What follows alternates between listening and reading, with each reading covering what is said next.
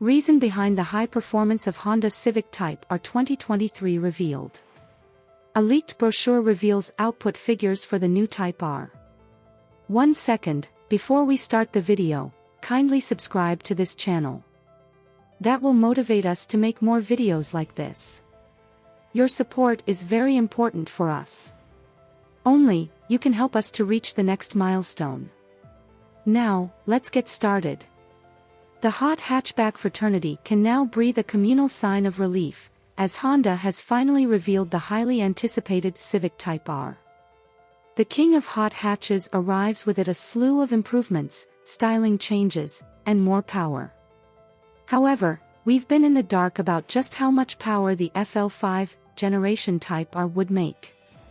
Thanks to a leaked brochure photo, we now know that the K22.0-liter turbocharged engine will produce 326 horsepower and 310 lb-ft of torque. That is a jump of 10 horses and about 15 lb-ft of torque on the JDM engine. The image was shared with Tire Meets Road by an anonymous source, so we can't be sure of its legitimacy, but the figures sound about right.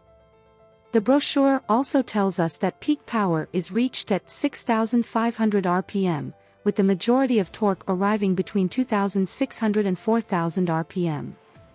We're still waiting to hear if Japan will pull power on USDM models. The USDM FK8 produced 10 fewer horses than JDM cars, but either way, the next generation Civic Type R will come with more power than before.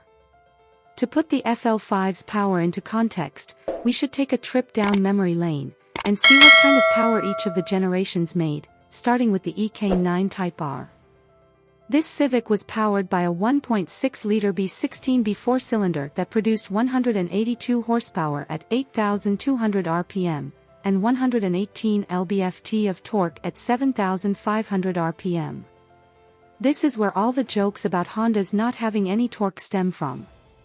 The EP3, based on the 7th generation Civic, was powered by a larger 2.0-liter K20A2 four-cylinder that made 197 horsepower and 145 lb-ft of torque. The FN2 saw those numbers stay more or less the same.